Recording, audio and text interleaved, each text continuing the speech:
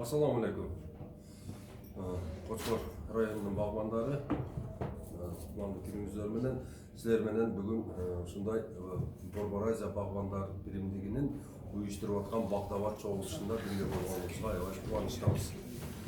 Анан мына биздин Борбор Азия багбандар биримдигинин негизги ошол аткарып аткан жумуштары ушул мына багбанчылык боюнча Кыргызстанда бардыгын тез түшүм берүүчү, анан бат түшүмгө кирүүчү тез интенсивный багбанчылыкка үндөп жүрөбүз. Ошол Кочкордун шартында кандай өсүп атат, ошол силер отургузуп аткан бактарактар өзүн кандай алып жүрүп атат, ошолорду билгени да келдик. Анан кийин өзүбүздүн да силерге айта турган бир мындай кеп кеңештерибиз бар. Эми биз азыр Кыргызстан боюнча 3 алманы тандап алганбыз. Ошол Red Chief, Golden Delicious, анан кийин Granny Smith. Бул зимний алмалар.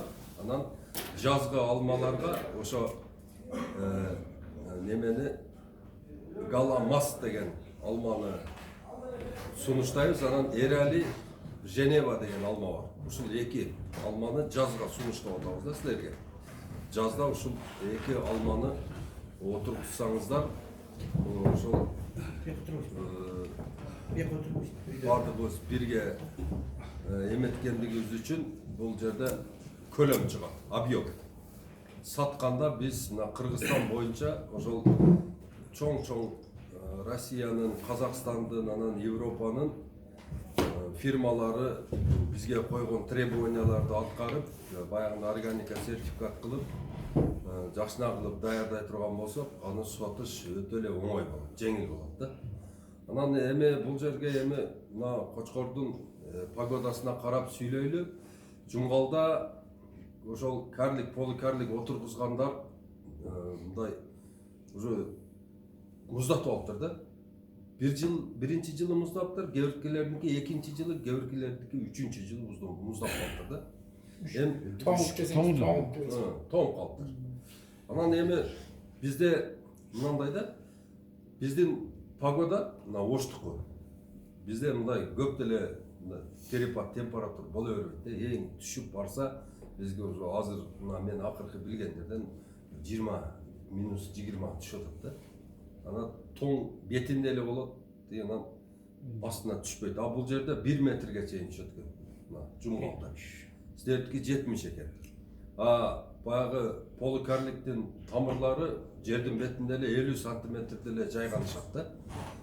Ошол үчүн үшүк уруп коюу деген эмеси бар. Эми кече ушул балдарга бир мындай сунуш кылып кеттик. Эми алар ошол сунушту туура кабыл алса, ошондо тамыр сактоо боюнча кичине бир эме болот эле да. Азыр 1 метр кылып чукур казылат. Биринчи казылганда бир 10 сантиметрлик бети бар го, мындай ошо 1 метрден 10 сантиметрлик бетин башка бир идишке, клёнкага же капка алып коет да. Ал жерде ошол кыртыш, жер кыртыш бар. Ошону алып коет, анан түбүнө чейин казып түшөт. 1 метр казып түшкөндөн кийин ошол көчөттү эң түбүнө отургузат, 50 сантиметрге көмөт. Анан кийин ошол жерге эме ташталат. Опилка, анан биогумус аралаштырып, баягы калган тупурак ташталып, эң биринчи баягы клёнкадагы эме ташталат. Жер кыртыш. Анан онун үстүнө анан кийин опилка, анан кийин онун үстүнө тупурак аралашкан биогумус таштап, анан саман таштап туруп, анан ошол тупурак менен көмүп койсо, ошондо безопасность болот эле деген эмеде. Сибирде ошентип отургузушат экен да, алманы. Жылуураак болот. Жылуураак болот. Менде суроо болот, жана киндиги көмүлүп калып атпайбы анда, тетин ылдый болот. Ооба, киндиги көмүлүп калганда ошо киндик жер менен гана баягында эме болбосо, контакт этпесе, ошол жерде ороп коюш керек фольга менен.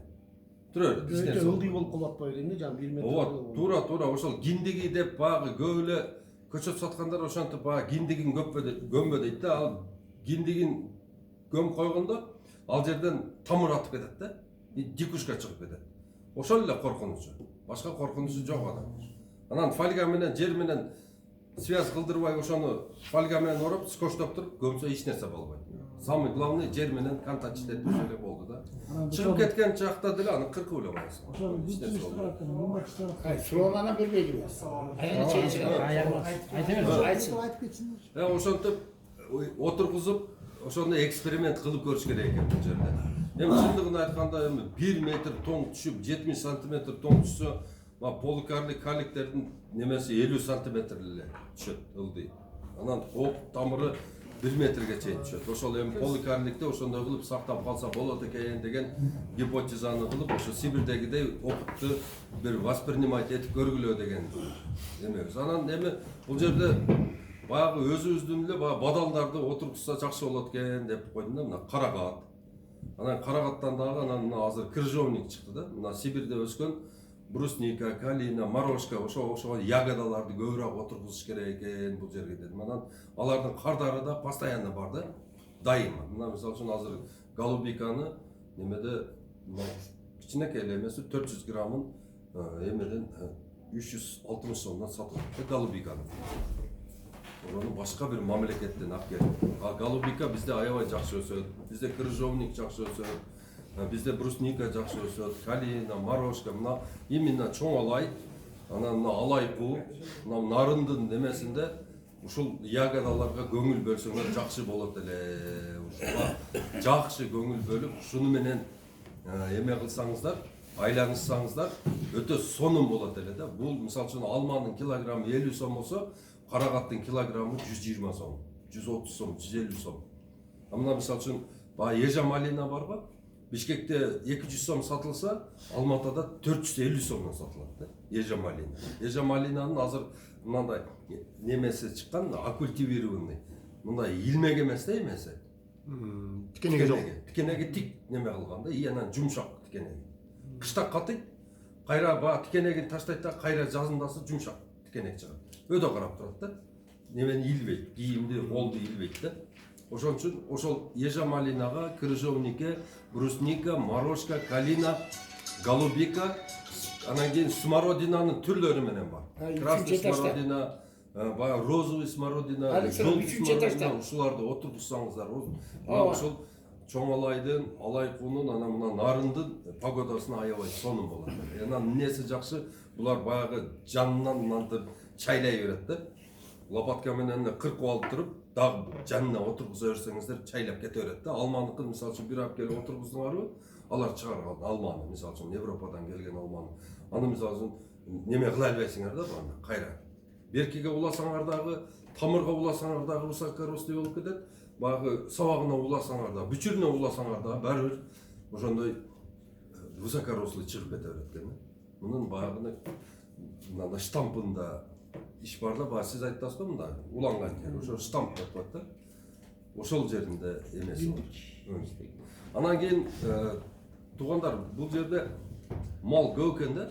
Мал көп экен, бирок малдарды мында карасам, мына биздикиндей эле малдар экен да. Мында 1 литр сүт бере турган. Анан мындай өтө семиз эмес. Анан кийин жылкыларды деле көрдүм, баягындай чучук байлап, мындай неме боло турган, азыр биз жакта алып келип багып атат да, баягы донской породаларды. Чучукту аябай салат экен да, неме алат экен, андан кийин бир 2 жылда эле уже даяр болот экен, уже сойгонго жарайт экен да. Ошол менен тез жетилет экен. Ошондой Абердин ангус багышыңар керек экен силер. Абердин ангус багып, анан биздин направление боюнча ошол люпин деген чөп бар да, баягындай мына амарант алып келсең, ол баягындай жапай болуп кетет да. Немени соргон алып келсең, ол кумай болуп кетет бар. Мындай башка эмеге дикий болуп кетет да. Баягы люпин болсо, канчалык мындай узак турган сайын ошончолук жумшап люпин деген чөп. Мына бедеден дагы мындай биологу көп да бунун. Люпин деген чөп. Ошол люпин чөпү менен анан кийин баягы кормовой кызылчаны бирме-бир кылып туруп, баягы сахарный свеклага аралаштырып туруп отургузуп, ошону менен мал баксак болот экен да бул жерде. Өтө жакшы эффект бергидей. Мына немелерде талаларга көбүнчө эле ушул мындай бак отургузуп неме алсаңар, силерде мал кирип кете бергидей. Көп экен да мал. Тоскон чакта деле уже жылкылар сүрүү эле кирип кетет экен да. кече айтып беришти да бизде малды өтө мындай багат да. Мындай артынан түшүп, чыгарса дагы бир киши карап турат, кайра алып келип, көбүнчө эле үйдө багылат да биздин малдар. Ал бул жерде мындай кой берет экен да. Талага чыгарып берет экен, ошон үчүн силерге ошол талага ыңгайлуу болгон Абридин Ангус деген мал бар. Ошого көңүл бөлүшүңөр керек. Өзүңөрдүн жеке бакчаңарга үйдүн астына бар жокту отургуза бергиле. Бар жокту. Өрүгүн деле, алмасын деле, сливаны деле, анан айванын деле отургуза бергиле. Багы бир сыйрам бул жерде багы биз силерге сунуштап аткан көчөттөрдү сорт тандоодон өзүңөр өткөзгүлө. Бир 3 эле жылда уже анык болот да. Болду, уже түшүмгө кирет. Жакшы уже нода сүрүшү дагы жакшы болот, шактап. Анан силерге уже ясно болот да. Болот экен деп. Анан ошол именно кайсы фирмадан алып атканыңарды барып сурагыла. Морозостойкий деген сорттор болот. Анан перепад температура -40 +40 дегени бар да. Ошону жазып койгула, +40 -40. Анан кийин деңиз деңгээлинен 1,5 миң метр жогору ошол сортторду тандагыла. 700 метр же болбосо 1 миң метрликтер силерге жарабайт да. Силер именно ошо 1,5 миң метр деңиз деңгээлинен жогору отургузганы көктөп кете турган көчөттөр отдельный питомникте жасалат. Высокогорьяга. Европада дагы, Турцияда дагы. Ошону сураңыздар. Анан көчөт алып атканда барып биринчи ошол вне зоны вирусного безопасности деген бар. Ошону сурагыла.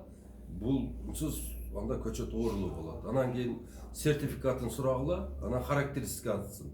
Ошол алган алманын же өрүктүн же кайнолунун өзүнүн характеристикасы болот. Мынанча деңгээлде өсөлөт, мынандай болот, мынанча түшүм берет, мынанчанчы жылы уже түшүмгө кирет, анан мынанчанчы ошо биринчи жылы гүлдөгөндө мисалы үчүн гүлү 15тен кем болбойт деп баардыгын жазып койгон да.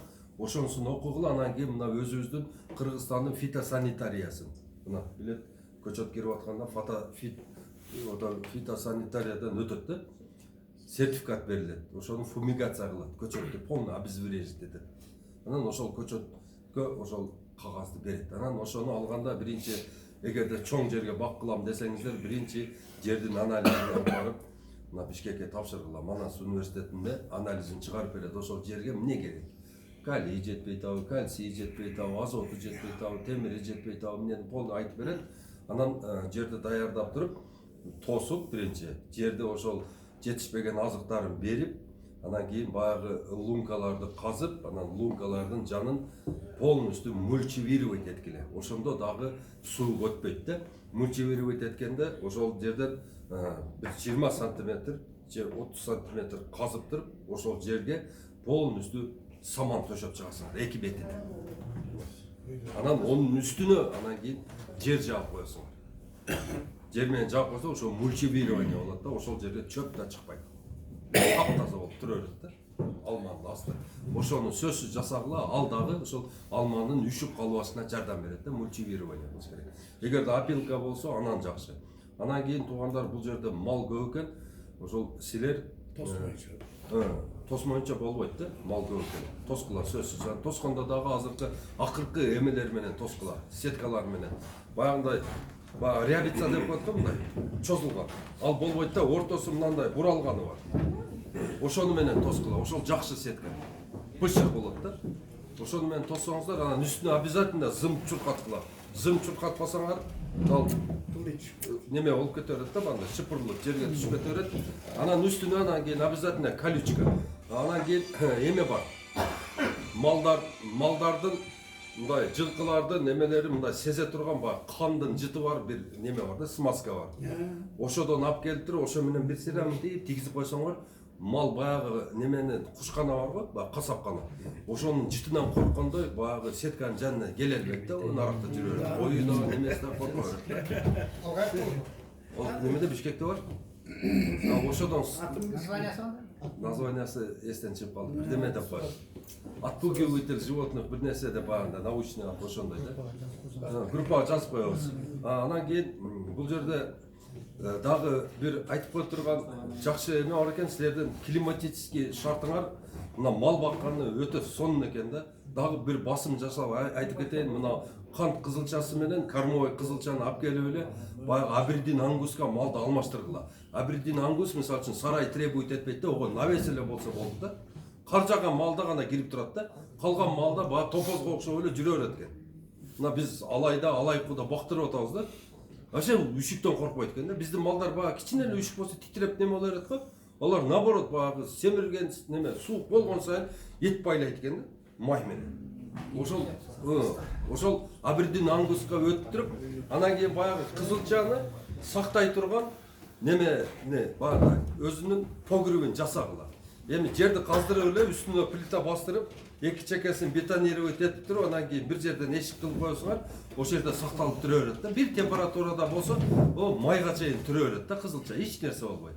Ап чыгып эле момда эле эмеси бар. Багындай дробилка бар. Чөп майдалагычтар жасап атат го, баягы кир машинанын эмесинде, базасында. Ошондой кылып салып бересиңер, бир бастап багында майда кылып чыгат. Анан кийин баягы каттуу чөптөр бар го багында. Адырдын чөптөрү, самандар, ошого салып туруп, экөөнү аралаштырып туруп бир 2 саат коюп койсоңор, сонун смесь болот да. Үстүнө кичине комбикорм жыттаткан эле берип туруп, берсеңиздер жөн эле аймайт да. И тез семирет аданчы. И сүттү жакшы берет да. Сүттү уйларга жакшы. Голш деген, Швиц деген уйларды алып келип атабыз го, 150 000 сомдук. Ошолор баягы 30 литр сүттү ошол кызылчанын эсебинен берет да. Ошон үчүн ошол обязательно кормовой кызылча жок дегенде өзүңөр үчүн бир 50 сотке айдаңыздар. И анан кант кызылчасын сөзсүз аралаштыргыла да, ошол чаңдаткыч болот да бири-биринечи. Ошо сонун болот. Анан мал көп экен, көң көп экен. Кык көп экен да силерде. Анан ошого биогумуска обязательно ушул өзүңөр үчүн бир же 4-5 үй бүлө биригип туруп 10 метр немесин, узунасын, ширинасын 5 метр кылсаң да ошол жерде 5 миллион сөлжан баксаңыздар болот да. Ошол кичине жерде. Астын теплый пол кылып койсоңуздар, кышы менен дагы иштей берет да. Кичине эле обогреватель коюп койсоңор, баягы немеси менен, насос менен, циркуляция менен ошону жылытып, астын 20 кылып бере турган болсо, көңдүн ичи 22 болуп турат, постоянно. Туй берет анан. Деме 100 сөлжан бир жылда 8400 сөлжан болот. 1000 сөлжан 84 000 болот. Эгерде 100 000 менен баштасаңыз 8 400 000 болуп кетет да. Бул өтө сонун көбөйө турган неме. Анан бунун эмнеси жакшы? Бул мөрөбөйт. Баягы бирөөнүн огородуна кирип кетпейт, кечке иштей берет. Силер жүрө бересиңер, бул силерге акча иштей берет. Тесеп. Ооба. Мына эми мындай эсептеп көргүлө, көң 20 тыйын да. 1 килограмм 20 тыйын дейли. Аны сөлжанга бердиңиз, ал 600 грамм биогумус чыгарып берди. Биогумустун баасы 20 сом дейли. 12 сом. 12 сом минус 20 тыйын. Канча киреше болду? Канча болду? 11 сом 80 тыйын болот. 1 килограмм көңдөн силерге киреше кирип атат да. Азыр болсо арабтар болсо биз менен договор кылып атат, биздин неме менен. 300 000 тонна биогумуска договор кылып атабыз. Бу жерде силер только биогумустар отурсаңар дагы биз аларга жеткирип бере албайбыз да. Бардыгыбыз биогумус чыгарып турсак дагы. Бул деген өтө чоң эбегейсиз. Алар деген кымбат долларга алат алар бизден. Аларда ошол Сауди Арабияда почва вообще 0 да. Ошон үчүн алар бар жокту биогумуста өстүрөт. Анан биздин мына биогумустун эмесин булар анализдерин алып өтө баа бериптир да. Вообще сонун экен. Силерде башка мамлекеттерине караганда көбүрөөк элементтер, анан жыш жайланышты, органический соединениясы аябай сонун экен деп атат да. Ошон үчүн туугандар биогумус, көңдү бирөөгө бербегиле. Көңдү талаага чачпагыла. Көңдү апарып талаага чачсаңыздар, 50 килограмм көңдө 100 канча миң ото чөптүн уругу барат кошо. Анан бар жок ото чөп басып кетет. Ону менен чапкылашып отура бересиздер. Ошол сиз берген көңдүн пайдасын ошол ото чөп эле өзү эле көрөт кайра эле. Ошол неме кылат да, жыргайт. Анан көрөктө аны биогумус аркылуу жиберип туруп 70 жыл азот жеп турган пакта эгилген же шал эгилген жерди 7 тонна көң биогумус кайра ордуна, калыбына келтирип коет да. Анан кийинки жылы уже 3 тонна, одан кийинки жылы 2 тонна, одан кийинки жылы 1 тонна, анан 500 кило кылып түшүп кете берет эмеси. Себеби дегенде ал жерде микрофлора өзі пайда болады да, благоприятный для растения.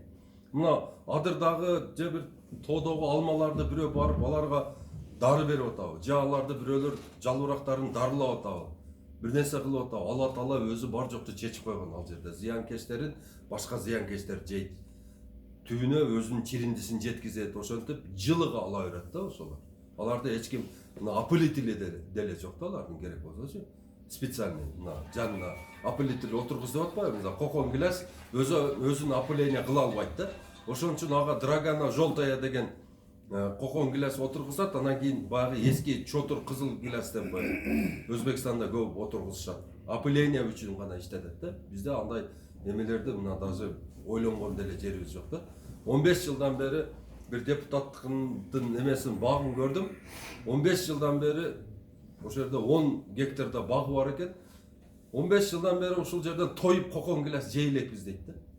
Jönle karab oturabız deydi. Anan içine girip karab otursak apolitili yok da. Apolitili yok degen bul degen erkek urgatçısı yok da.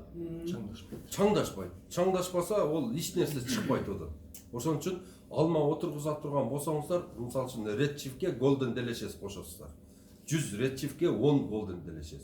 Же наоборот, 100 Golden Delicious'ке 10 Red Chief кошосуздар. Же болбосо Granny Smith'ке Golden Delicious кошосуздар. Ошон үчүн 100-үнө 10дон кошуп аполитили болуш керек. Аполитили болбосо ол болбойт. Анан арыны багышты көбөйтүш керек. Бизде Кыргызстанда ары бага турган шартыбыз аябай жакшы экен, гүлдөрүбүз өтө көп экен, бирок ошол общий масса гүлдөрдөн нектарды чогултуп алуу эмеси болгону не 10% эле экен да. Калган гүлдөрүбүз гүлдөп эле нектарини ошол кайра испарение болуп жок болуп кетип атат экен. Ошон үчүн мына арычылыкка дагы көңүл бөлөбүз. Көбүнчө эле ушул арычылыкта мына люпин деген чөп дагы сонун медонос, ал дагы ошол эмени берет. Силер баягы экспорттен кандай эме алып атсаңар, ал дагы ошондой кылып гүлдөп берет. Сиреневый жакшына гүлдөп, эме медонос. Ошого аракет кылабыз. Анан эми жеке өзүңөрдүн ошо бакчаңарда бир эме болуп атса суроолорду даярдап отургула. Анан бардыгын кадрлар решать этет дейт да. Кадрлар решать этет дейт бардыгын. Ошону мына мен Измирге барып, ушул биогумус боюнча ошол жерде баян кылып келдим. Өздөрү чакыргандан барып Измир деген шаарда. Ошол жерде 75 000 студент бир жерде окуйт экен. Анан кыргыздар 4 эле кыргыз окуйт экен да. Калгандары өзбеги деле жүрөт дейт, казагы деле жүрөт, 1000деп, 500деп, 200деп балдар бар экен, бирок Кыргызстандан 4 бала окуйт экен.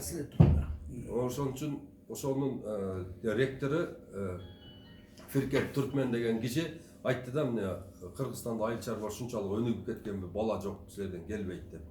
Дады бизде өнүгөлүкпүз, биз даже бул университет бар экен деп билбейт десек, бир жыл немеде ошол башка студенттер, ошо местный студенттер $25 000 менен окуйт экен 5 жыл. Анан биз сүйлөшүп, ошону $10 000 түшүрдүк, жыл сайын 2 000ден төлөп бере турган кылып. Ошону эгерде балдарыңарды ошол Эге университетине окутам десеңиздер, İzmir шаарында ошол жол ачык, биз жөнөтөбүз. Ошол мен номерими жазгыла 0550 20 0007 группага да киргиле. Ошол биздин Абдулла 0550 20 0007 деп жазгыла. Багбанчылык боюнча кандайдыр бир суроолор болсо берсеңиздер болот. Группада 0550 20 0007 07 Абдулла деп жазып койгула. Ооба. Мен Ошто турам. Жашаган жерим Ошто, анан Борбор Азия багбандар биримдигинин офиси Бишкекте Гоинде, 1-этажда. Ошол жерге барып, кандайдыр консультация группада азыр биз 5 киши кошобуз буга, специалист. Бирөөсү энтомолог, оорулар менен күрөшөт. Бирөөсү көчөт тандап берет. Силердин ушу эмеңерге көчөт тандап берет. Бирөөсү ошол маркетинг жүргүзөт. Кайсы жерде канча алма өндүрүлүп атат, кайсы сортунан кайсы айылда канча гектар, канча түп, быйыл канча алды, ошону билип турат да бирөө. Да бир баланы кошобуз, ал внешний эмени, политиканы полностью эмелер менен сүйлөшөт. базарлар менен. Новосибирск менен сүйлөшөт. Азыр бизден ошол эгерде биз Редчиф, Голден Делешес, Гренни Смит алмасын отургуза турган болсок, эң биринчи биздин клиентибиз бул Кировский деген неме бар. Баандай. Чоң эме бар, ошол биринчи кардарыбыз ошол. Ошол 5000 тонна алмага 3 түрүнөн 1,5 тоннадан кылып, эмеден Гренни Смиттен 2000 тонна кылып ошол биздин биринчи заказчигибиз. Кировский деген чоң маркет бар, семерочка кызыгып атат бизге, өтө көп бизге кызыккан. Ошол фирмалар көп. Анан кийин мына ошол Европанын өзүндө чыгарылган көчөттөгү алма биздин Кыргызстанга келип отургузулуп, ошол өскөндөн кийин Европадагы алмадан 10 эсе 100 эсе таттуу болот экен да, биздики эмнегедир. Ушал ал жердин алмасын жесең да пактага эле окшош да, сумсак. Биздин жерге келип, биздин жерибизден суубуздан ичип эме болгондон кийин биздин алмаларды вкусу алардыкынан 100 эсе. Өздөрү биздин ошол отургузган көчөттөрдү алмасын кайра өздөрү алып кетишке даяр да булар. Себеби дегенде биздики агын суу менен сугарылат экен да. Европада бардыгы жердин астынан суу алып чыгат. Биздики агын суу. Ошон үчүн биздиге бардык элементтери камтылып, анан шамалыбыз, күнүбүз өтө сонун таасир берет экен дагы. Бизде алма мына вкусовой качествосы өтө жакшы болот экен да. Анан биздин алмалардан сыгылган сокту алып барып туруп 5 литр сууга разбавлять этип туруп анан сатышат экен да. Бизден чыккан сок. Анан бизден баягы өрүгүбүздү, кара өрүгүбүздү ушунчалык баалашат экен Германияда. Анан дагы бир айтып кое турган нерсе, Индияга бир чоң барып туруп лечение кылган.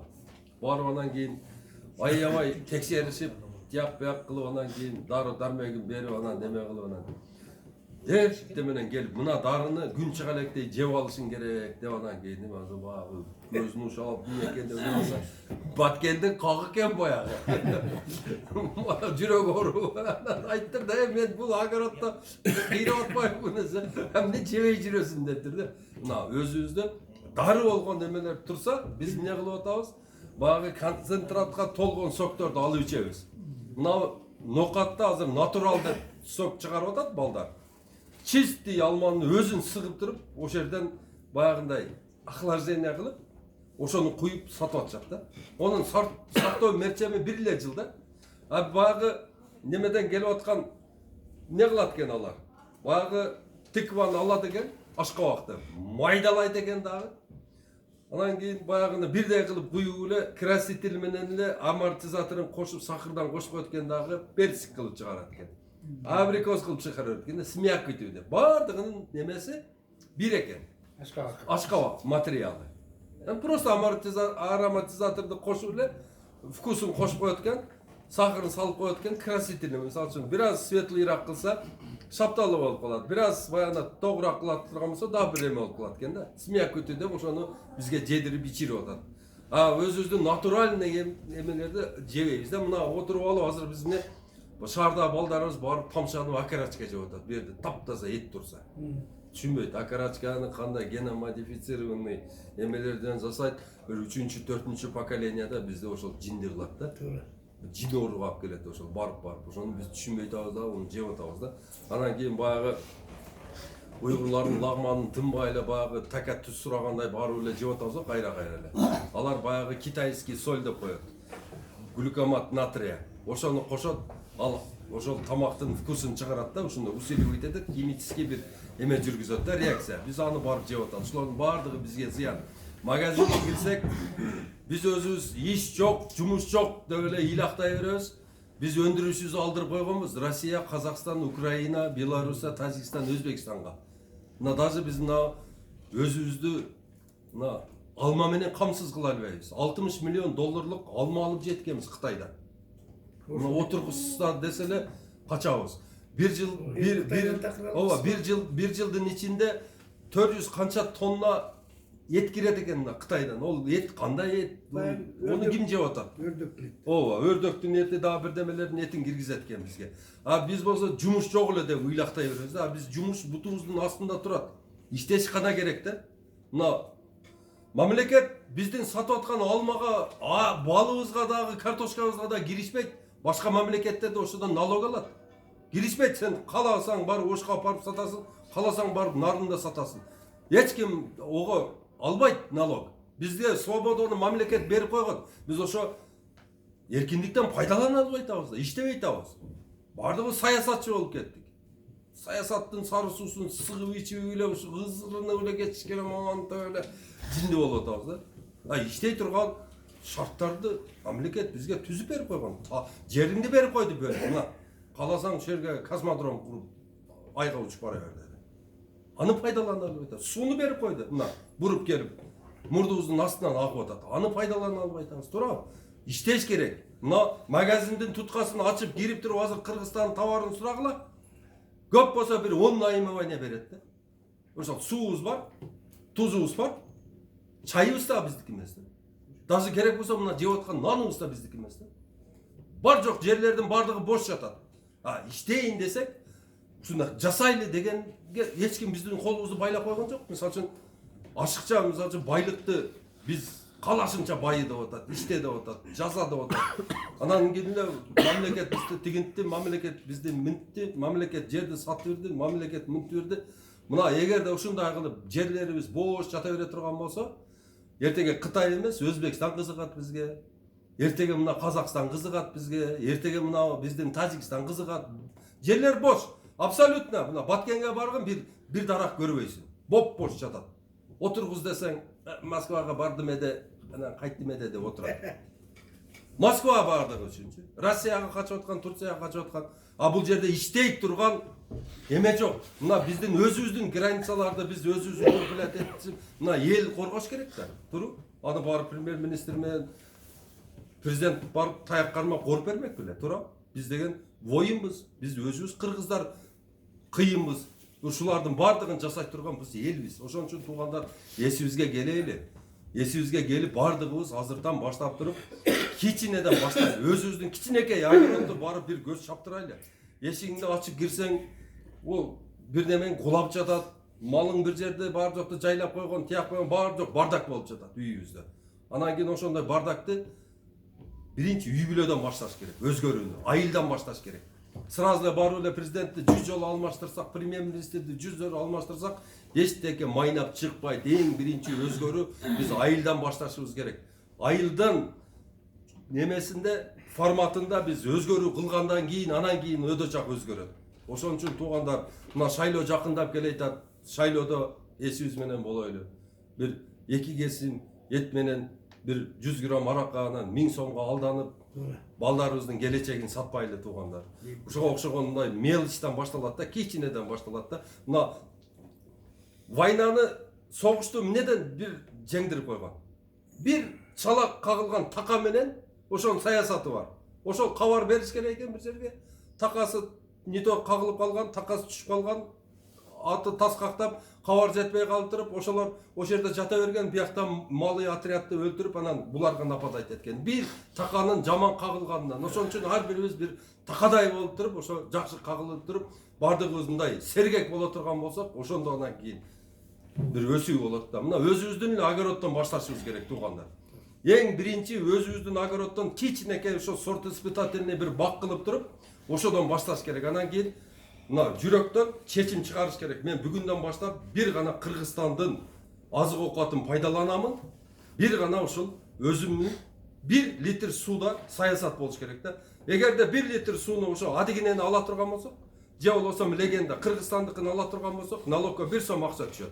Ошол 1 сом биздин бюджетниктердин, пенсионерлерибиздин пенсиясы, мугалимдердин айлыгы, бюджетник баягы врачтардын айлыгы, бардыгы ошол.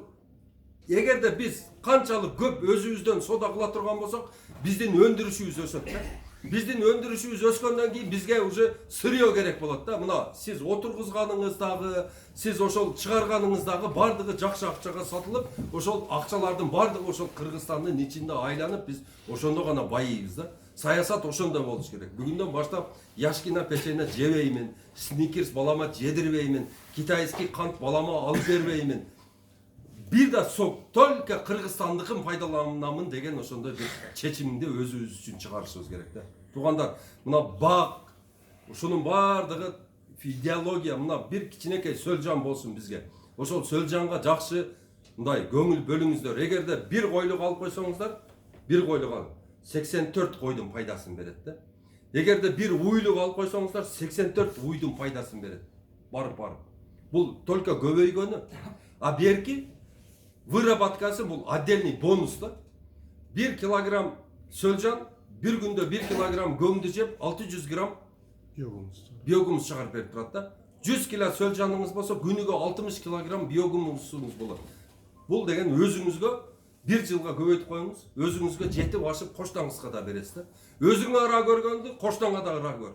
Мусулман качан мусулман болот? Өзүңө ыра көргөн жакшылыкты башка дагы бирадарына ошол ыра көргөндө гана ана мусулман болот да. Ошон үчүн туугандар бөлүшкүлө, үйрөнгүлө, алып келгиле, бир бай алып келсин.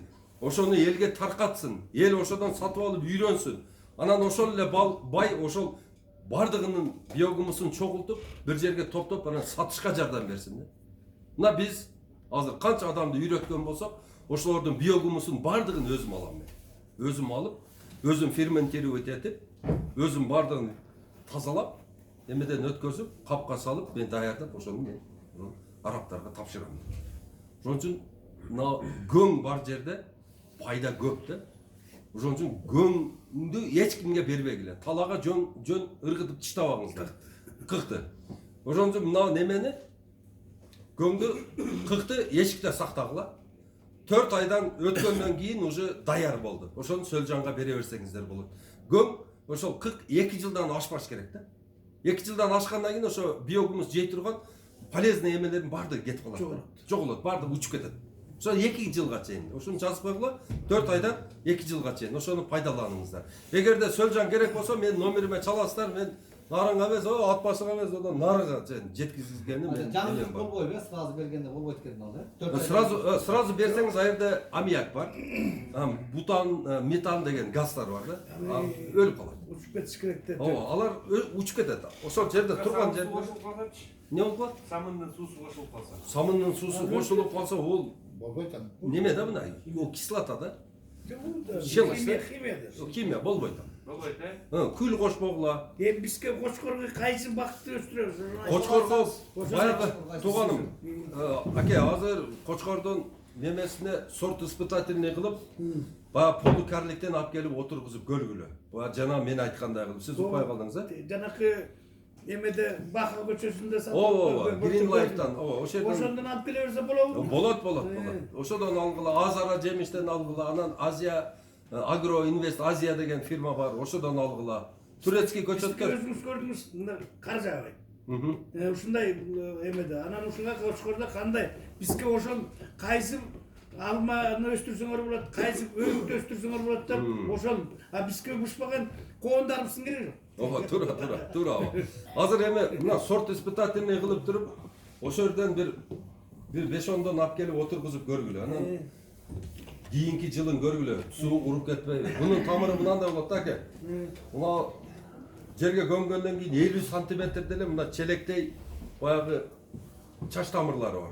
Анан кийин 1 метр түшкөн ок тамыры бар. Болду, ошол эле. Анан бул жерде 70 сантиметрге чейин тоң түшөт экен да. Ошонусу опасный да, буга.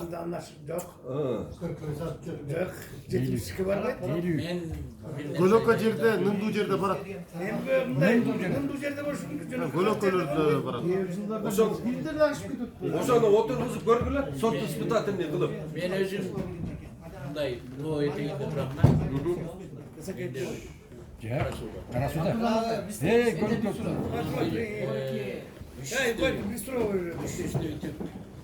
Неме бар? Алма. Алма өрүк бар эле бар да. Высокорослый, мурунку көчөт. Мурунку эле көчөт. Арасында бирок үчтүп, баягы неметейинде үчтүп карликовый алып келген.